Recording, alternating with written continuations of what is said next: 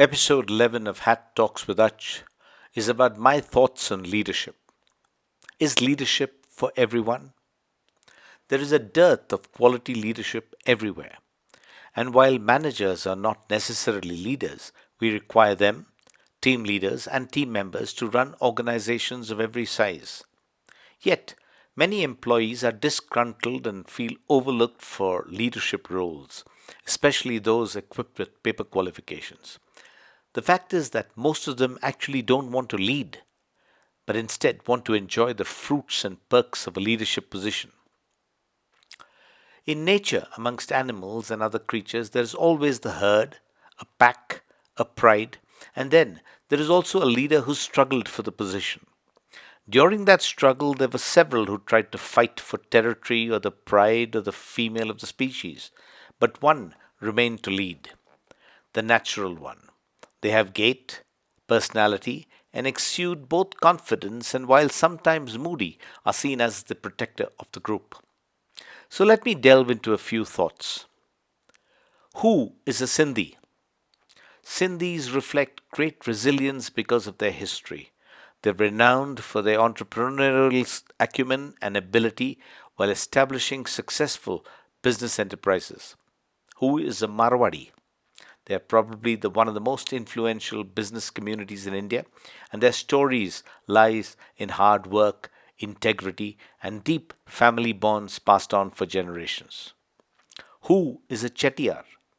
The Chettiars, known as bankers of the East, who also reflected great entrepreneurial ability and contributed to the trade and commerce in South India and Southeast Asia. Who is a Jew? Renowned as bankers and very sharp with the nuances that went with it. So, if you're not born one, can you be one of them by emulation? Why are all the above special? Why are they all typical? Why can't I wake up one morning and decide I want to be one of their tribe and, for instance, become entrepreneurial, business and money savvy, and successful? If I could go to this college of higher education and complete a course in Sindhi, Marwadi, Jew, or Chettiar practices and get myself a degree, will I be a successful entrepreneur and become a good leader? Most likely not, because I do not have the genes nor have experienced the environment that defines the special characteristics of the type. And although I have the intention to be successful one of their tribes, I just cannot, as I do not possess their inbuilt warning systems, their intuition, their ability to spot a good deal, their thrift, and so on. I need to be born with those traits. I thus believe that leaders are born. The natural one who adapts, learns, and is made aware of tools will use them better than those who simply study them. Therefore, a natural leader is better than an unnatural one with a paper MBA, for instance, and with the tools and knowledge provided by an MBA course, he will certainly outshine most. Managers are not leaders, they are simply managers of people and policy. The natural leader leads from the front, is a decision maker, has conviction and belief, is knowledgeable and a teacher. He watches, learns, and is open to inputs. They are compassionate and good human managers. Takes ownership and responsibility for actions taken, whatever the result. When successful, they credit the team and is never insecure of their position.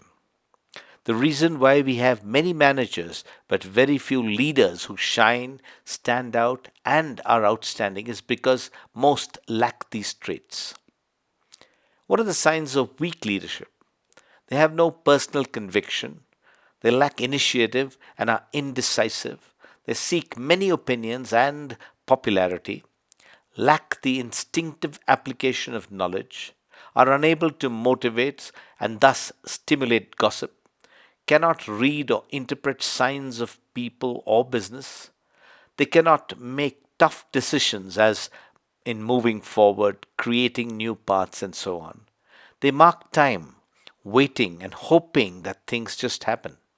And most of the time are MIA, missing in action during a crisis.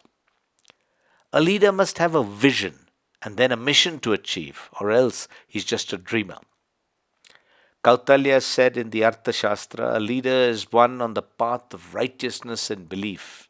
And I believe belief is the catch. Leadership is generally tested only in chaos and crisis, which are generally rare in occurrence, and thus so many so called leaders are happy to bide their time without such events that would have really tested them. Good leaders enjoy chaos because they can bring order as they are generally quick decision makers. When there is a crisis, there is no deputation. They lead from the front, acting, guiding, and inspiring, while they discover and adapt to changing circumstances to bring situations under control. Personality, the ability to communicate your thoughts, being honest, and listening to team members' ideas, which, when acknowledged, can at times be a springboard to beat new paths while also identifying a new team of ideators that are crucial for the continuous evolvement of an establishment. In my experience of entrepreneurship and running small companies, my mind was always open to possibilities of the human being. I encouraged and loved to hear rational thinking and listen to those who were passionate, had ideas that were different, and could present the same and discuss it. Many improvements came from such contributors, from those without paper qualifications but with guts, belief, and fire in their bellies, as well as owning people skills. They went on to become managers and then senior leaders, irrespective of their gender or age. Of course, that ruffled a few, but then that is par for the course. Very often, directors, general managers, and leaders of company, small and medium, miss the woods for the trees by concentrating all leadership roles to themselves, thereby dousing any sparks that just need a little air to become a stable flame and thence a raging fire. They are all protecting their roles and feel insecure when a colleague has an idea they never thought of. So, in organizations, while most would like to be leaders for the perks it brings with the position, I'd suggest that it is left to the natural ones who put their heads on line. And for those who, while having some work experience, also have fire in their belly, ideas, and plans, and feel that they are sidelined and never heard, I would suggest that they switch roles and start their own enterprise and lead their own teams with their ideas and by their gut. And 7 out of 10 times they will succeed. While I leave you with thoughts on leadership to ponder on, share with those running companies or with frustrated individuals looking for promotion to leadership. Till the next time, while you share, like, and subscribe, this is Captain John signing off.